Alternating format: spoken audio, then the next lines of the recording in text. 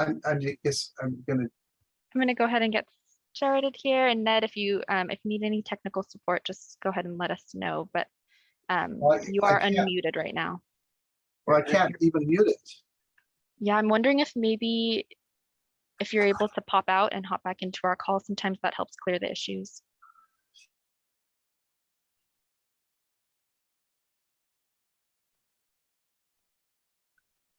And just some quick housekeeping.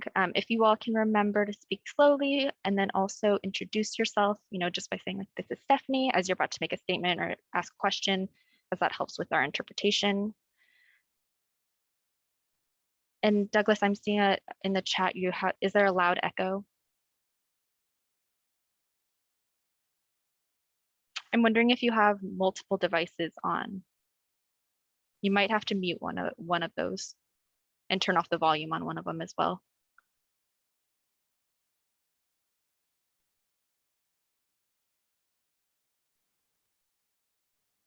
Getting a thumbs up? We are all good. Thank you, Doug says. Sounds good. Thank you all. And just reorienting us, these are monthly meetings that we've been doing. I just kind of want to provide some context. And I know it's been a minute since we've seen each other, but kind of from our last meeting, we did finish reviewing our draft urban greening request for proposal. And as a reminder, this is a document in order for us to solicit an entity, so like a group, organization, to implement our urban greening program. And kind of as requested, it sounded like the subcommittee was kind of ready and done giving feedback and having questions, but there was an interest in reaching out to our broader subcommittee to see if there was support for bringing the RFP to the full CSC. And we had shared a poll out and there was support for that. And so we did go ahead and share a poll out with the full CSC to kind of provide all the information and the context for what we've been working on in this group. And that poll did close on Sunday, and we did have support, majority support for releasing the urban greening RFP. And so as a lot of you might have seen today, we did go ahead and release that RFP, and we're really excited to kind of continue on with this process and hopefully start to get some trees planted in the community. And so kind of part two to this, I hope this process will feel pretty familiar, but the next part is we'll be moving on to our vegetative barriers program. And so today we did release last week a draft vegetative barriers RFP. Again, this was our request for proposal to solicit an entity to implement our vegetative barriers program. And if you did look through the document, you'll notice it is very, very familiar to you, or it could be very familiar to you if you did look through the other one. Just generally, the implementation and kind of the process is very similar. It's just we were planting trees, and now this program is more geared towards vegetative barriers, which reduce our exposure of emissions next to sources of pollution. And so I went ahead and shared this draft vegetative barriers RFP in the chat. I'll share it once more here. But the purpose, what we'll be working towards today is just reviewing this vegetative barriers RFP and receiving any questions, any feedback that you all might have. Does anyone have any questions so far?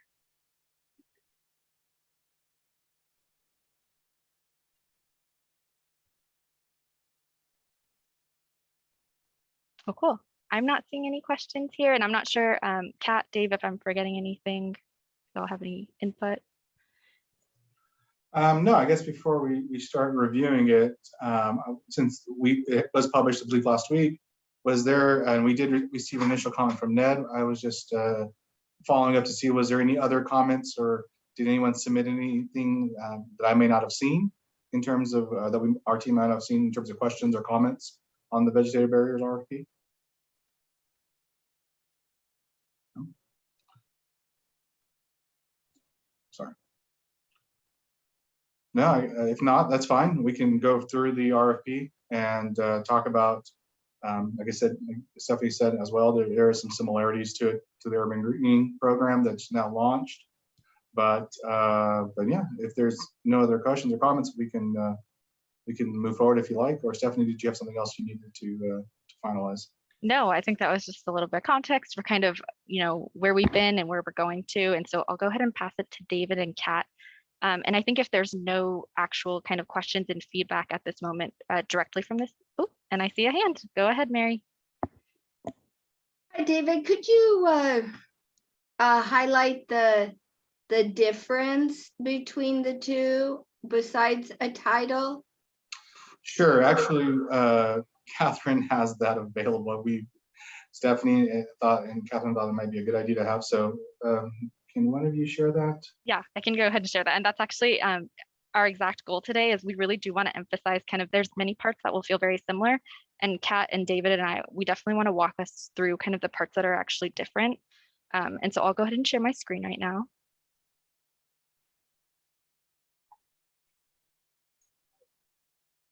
And I get thumbs up if you can see that. It's big enough. All right.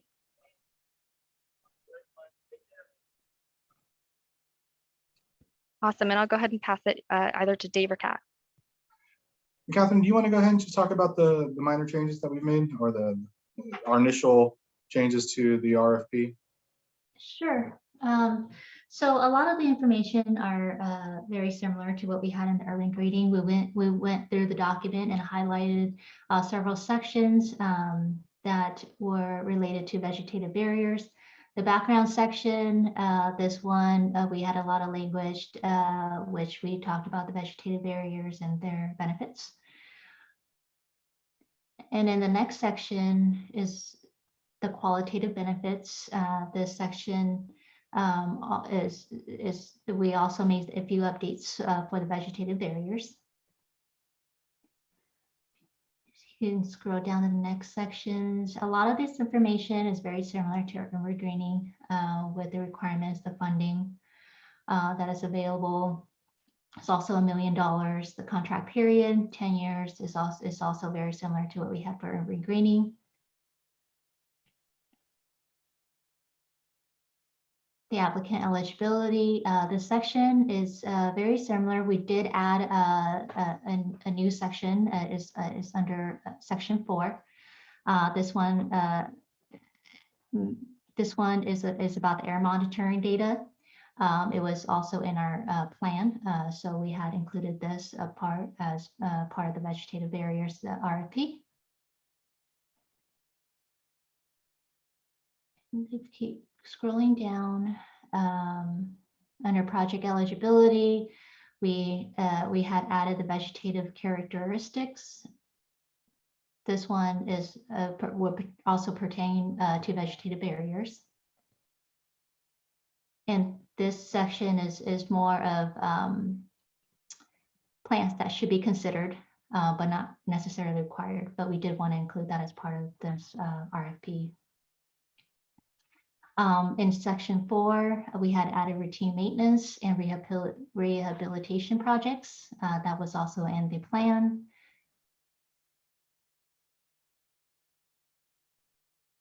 The reimbursement process will be the same as it was for the urban greening.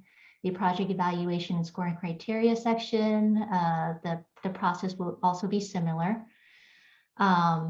We did add a new section under the scoring criteria. Mark's not moving. Is the screen frozen? Or not? I see Mark interpreting. Is Mark frozen for you?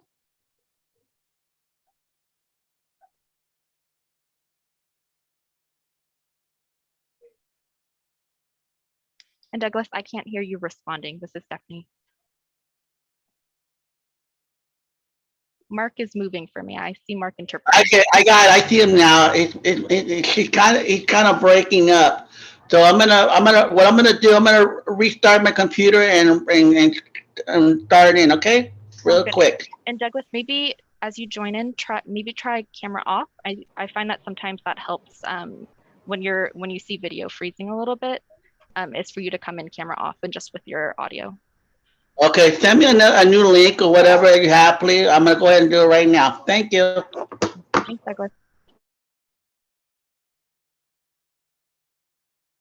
And Kat, I'm gonna go ahead and share my screen again and go ahead and continue on. Okay. So similar to the language that we had above in the eligibility section, we did include a new section in the scoring criteria to address the baseline air monitoring data. We for now, we did include up to 5 points, but this amount of points is up to the committee. If you think we should have a different value, feel free to share. But this is something that we wanted to propose for now and present it to the committee to share your thoughts and ideas. In the other sections, a lot of the information is still the same. The location, we did include this new language here, which is taken from the CERT plan.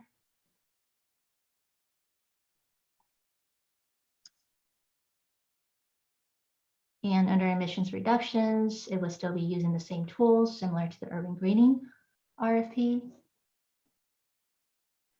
The proposal requirement and process, the information is very similar to what we had in the previous proposal. So the rest of the information on this document is very similar, but we did highlight a few of the sections above to make it easy to identify what has been changed. Awesome, thanks, Kat. So those yellow highlighted sections, headings that you saw, those were the areas that there were changes related, changes from the urban greening RFP to this vegetative barriers RFP due to just the change in project. But generally the headings that you saw that were not highlighted, those generally stayed pretty much the same. Like, again, things like the contract period, the eligibility amount, kind of the whole submittal process is very much similar. But just those highlighted areas were spaces that we made changes. Are there any questions?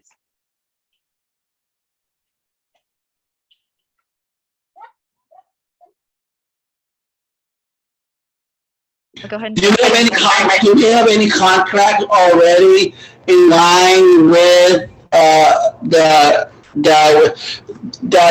are listed through the contract with any other contractor? Are they bidding it now or what? Yeah, and Douglas, so I'm hearing the question, are there any contractors in line already for this project? And to respond to that, we do not have anyone selected yet. And so that's actually the purpose of this document. So we haven't started to look for anyone yet because we want to work with the subcommittee and with the CSC before we start to find a contractor. Have the CSC already placed requirement and qualification or whatever grant that are required to get that? Are they more difficult to bid, or are they making more what I was looking for, realistic expectation regarding to planting different trees in different community, that not just in a private home, but also a public place that that will maintain the area of the tree. Okay, that's all I'm asking.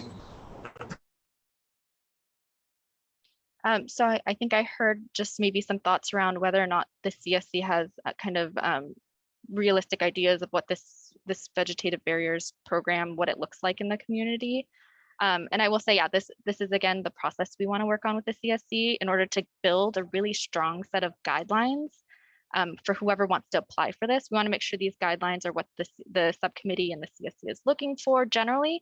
And then we hope to get a really strong pool of applicants that this subcommittee and also the CSC will work with us to select. That way we can implement the project. But we have generally heard, this project is to plant vegetative barriers to block pollution from sources of concern. So things we're thinking of are like potentially like the Port of Stockton or like along truck routes and things like that. And so, yeah, we really want to work with the subcommittee and the CSC just to make sure that these guidelines that we're putting in the RFP are really strong and reflective of what this group wants. Just to make sure that, yeah, as it's released, we find a really strong pool of applicants that could implement this program. One more thing, Stephanie, have they surveyed how many trees are arrive in Stockton? Are there that are being counted for, being accountable for that particular tree that, and like you said, vegetation or whatever, are there other trees that they're being counted for, what, that, are older trees that doing much better, helping out with the pollution as well? Thank you. And I think I heard, are we accounting for other trees that are already in Stockton, right? Cool. Yeah, and we definitely, this is Stephanie, we want to make sure we're not kind of duplicating any efforts. We want to be building on things that are already happening in the community. And so we generally kind of in our guidelines, we won't say exactly what tree we want planted where. We'll leave that up to our applicant to kind of let us know, provided, yeah, we'll give them these guidelines. But generally things we're looking for, things that, we want to make sure that we're planting trees that are appropriate for the climate, that they'll be tolerant of, the low, the watering situation, and kind of things that we want to make sure are safe to plant in, like roadways and stuff. So we'll lay out these guidelines. But we want to make sure that, we're aware of things that are happening already in the community, and we'll leave that kind of, it'll be definitely the responsibility of the applicant that will bring us kind of projects of where they're imagining the locations of where they're wanting to plant based on guidelines that the CSC and the subcommittee are providing. Kat, David, feel free to add anything to that. No, I think you really said it well, Stephanie. Appreciate that. Yes, but like Stephanie just reiterated, we're really just trying to get the subcommittee's thoughts on the draft RFP, build upon that, and then release and try to find an entity that can do the best job in terms of implementing this vegetative barriers program. So. I think Ned has a question or a few questions. Can you hear me and see me now? Yes. Thank you. Yeah, it looks like you added to the scoring explicitly proximity to air monitoring. I'm afraid I'm a little behind, but that seems to be adopted in this latest RFP. Is that correct? So, we are trying, therefore, to score higher proposals that result in the vegetative barriers. The urban greening is a little something different, close to the air monitor, so that we can see baseline and we can see hopefully the good results of the vegetative barriers. And so is my understanding correct that that's a key change that was made here? Yes, we got your email last week, Ned, about that, and I'll kind of explain my thought process, and this is just to share, and we're proposing this language in the scoring criteria. We understand that vegetative barriers are different than urban greening, and to expand on that and the use of air monitoring data near to the projects potentially. So we're saying that if there is some utilization of the data, you're going to get these bonus points, and of course how the applicant kind of in their explanation of their project, they can outline how they're going to go about and utilizing potentially these air monitoring units, and not just from AB 617, but possibly from other sources such as state-funded monitors. And in my opinion, it would show a stronger project. Yes. Okay, I really do appreciate that. I think it's so important that we that be part of the scoring. And of course, underlying is that we can make some judgments about hopefully the health benefits. So thank you very much. I appreciate that. Sure, no problem. Thank you. And thanks, Dave, for mentioning that. I also want to kind of elevate that comment that Dave just made of it's not just our monitoring network. I think we've kind of heard potentially that there's a lot of other air monitoring efforts that are going on in the community, and we're totally open to kind of including that network and in other air monitors that aren't our own in this scoring criteria. I also just wanted to, I'll read it aloud here. There's a comment from Mary. Hello, thankfully today is not as hot as yesterday. There's a new environmental justice resource, Extreme Heat. Watch the demo webinar recording in case you missed it. And so they demonstrated how the tool can provide practical information for a variety of users like local municipalities, nonprofit organizations, and households. And then also Mary provided a technical document too, which thank you so much, Mary. And Kat and Dave, I wonder, there's an appendix that we have that's just useful resources, and I'm wondering if we can plan to just kind of drop this link in this webinar as well into that. That way all of our applicants are aware of this resource. Definitely, you can add that. Yes, there's a link. We can put links into the, I think we call it other important sources or something along that lines, but yes, we can absolutely add that. So. Cool, thanks. Was there any other questions that people might have had on the RFP, other than the Ned's topic, and anything else that they want us to consider or propose or anything like that?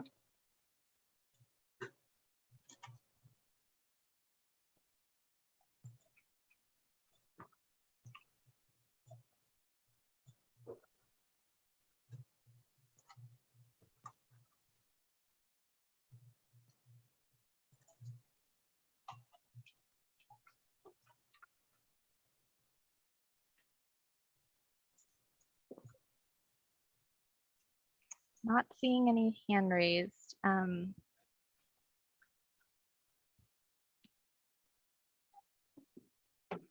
Like I can totally understand. I'm not sure if it's just that people are still processing the document, or maybe they're feeling, things are very familiar. And we did look through, I want to recognize all of the great work that this subcommittee did kind of coming up to this. We spent a lot of time on urban greening, and I think hopefully we're seeing kind of the dividends being paid now later, because we've seen so much of this document and have reviewed it together as a group. If anyone's feeling uncertain and maybe wants to spend a lot more, more time reviewing this vegetative barriers RFP, we'd just love to hear those kinds of comments, just to gauge from this room how we're feeling about the document. If I may say, I appreciate the changes. I think that's very good. I've been a little jumping here, and I do want to take just a little time to read it one more time, but it certainly seems like I'm interested in anyone else's views that this is something that we can move forward to the steering committee if we don't have, I'm interested, but you addressed my biggest concern, and I appreciate that. I think by tomorrow I'll have a chance to take a look at it again and let you know, but I thank you very much. Now, we appreciate your comments, Ned. It's always important. And then, of course, like I said, we're always happy to hear from any more through the CSC and the subcommittee. What we and myself and Catherine can do, and I'm sure Stephanie will help, is we can update our changes, start putting some projected dates into the template. And the exhibits are very similar to the urban greening one, so it's the same application. We might want to add maybe a supplemental question in regards to air monitoring data. We were thinking about that, like given we want to make sure that the applicant or the potential applicant maybe have the opportunity to express their project and include that information. So what we can do next is update any comments, and of course, if anything additional comes in, continue to build upon that and send it out to the subcommittee. So. Thanks, Dave, and go ahead, Mary. I don't look all the time. I've got other things I look at more these days. Groundwater Live is one of them. But the last time I looked, you can just see a little bit of data. And so I'm wondering, like where is like a month of data or 3 months of data, that these people can be referencing rather than a snapshot. So if you want them to, have a thoughtful access, accessing the data is very helpful. And then the other thing, just in regards to data, I met with some folks out there at University Park, and we could not find the monitoring station. So I'm wondering, like, is it possible to, I know this isn't the monitoring group, and I guess there should be a monitoring group meeting, some point in the future.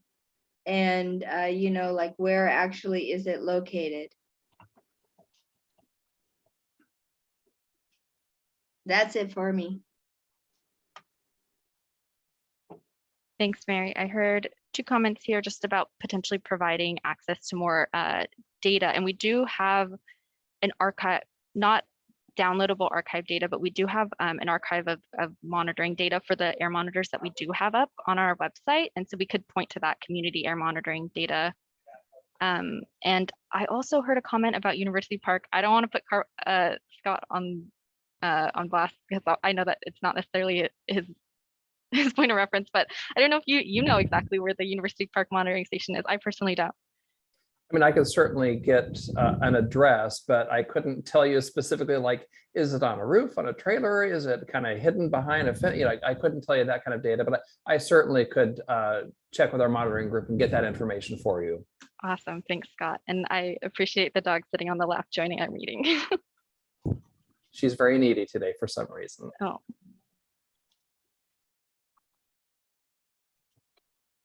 Thanks for those comments. I'm wondering also, and Dave kind of speaking about timeline, I'm wondering if I can walk you all, there were just several changes made or updates made to our website that's kind of walking applicants through the process for urban greening. And I'm wondering if I can show that all to the group and where it's located on our website.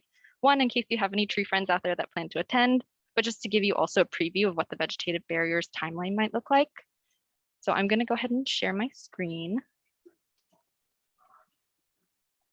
So I hope this page is very familiar to everyone. This is our Stockton homepage. And if you do go to grant applications and project plans,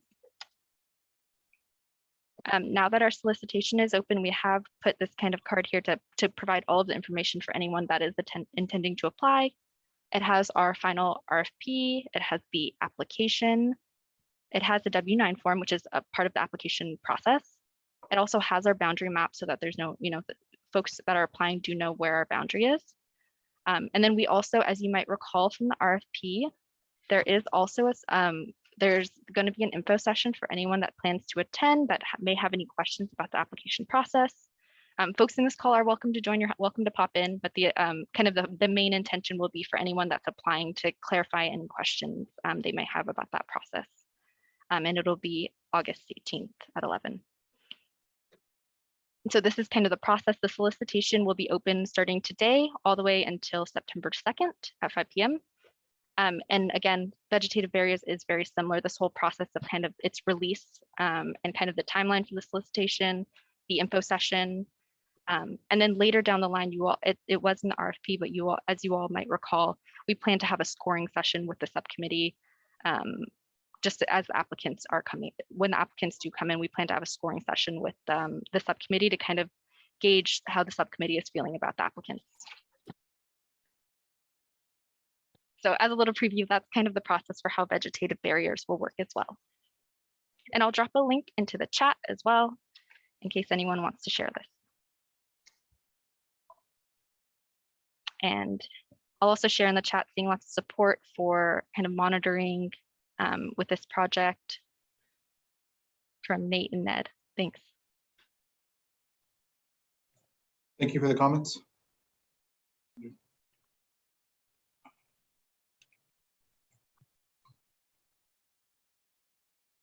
there any other questions, comments, feedback about even, the urban greening process that's now been released, or the vegetative barriers draft that we just sent out and we're just discussing? We're open to any and all of it.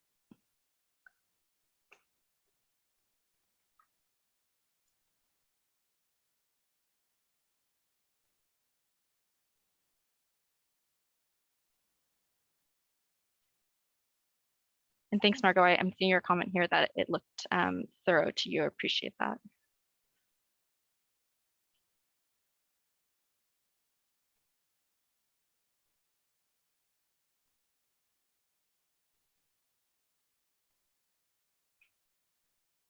Well, cool. Generally, I'm just seeing kind of journalist support for this document and maybe just a little bit more time to give this vegetative barriers request for proposal kind of a glance and a read through just on folks' own time.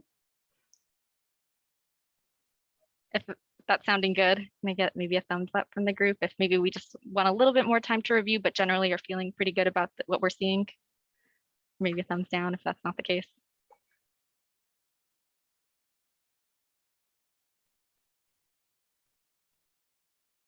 Cool, thanks all.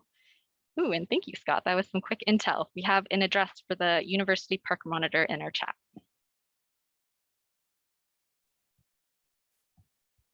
Just real briefly for Mary Elizabeth, if you're looking for a little bit more detail, like where specifically at that address is located, just let me know and I can actually get more detail, but I was able to find the actual address online.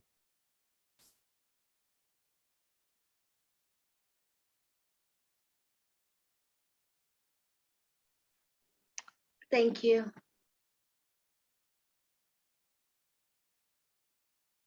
Well, cool. I'm wondering if folks are feeling like maybe we can do a very similar process like we did for urban greening, where we send, we give everyone time, maybe a few more days here to kind of look at the vegetative barriers RFP, get comfortable with it, talk to your colleagues in the CSC if you feel that you want to collaborate on it, and we send maybe another doodle poll to the subcommittee to see whether or not we support bringing this to the full CSC. And if that's the case, then I'm thinking maybe we have our August CSC meeting actually in a couple weeks here, that month where we didn't have the meeting. I mean, it's kind of fast passing and we have our August CSC meeting soon. And so I'm thinking maybe there could be some potential for us to talk about the vegetative barriers RFP and gain kind of full CSC support in that meeting. Cool. I'm seeing some nodding. Thumbs up. Well, awesome. Well, cool. I just want to let folks know if you all have any questions, comments, any questions, any uncertainties you might have about the vegetative barriers RFP, please feel free to email any of us at the district, AB617@Valley Air, or even David or Kat or myself. Again, we're totally open and we'd love to hear your comments and feedback. But if not, we can plan to bring a poll back to the subcommittee to see whether or not there's general support for bringing it back to our full CSC. And maybe we can look to discuss this with our full CSC and bring our updates generally about also urban greening to the full CSC. We're definitely so excited to kind of be moving these projects forward.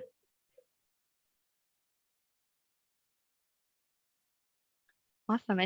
Dave, Kat, any comments? No, we appreciate everyone's time and the comments. We're trying to make this as best and as possible. We're learning through this process as well, and we appreciate your patience. And like I said, we do appreciate everybody's comments and thoughts, and we do try to work in a way that we can all get to a successful project. So thank you.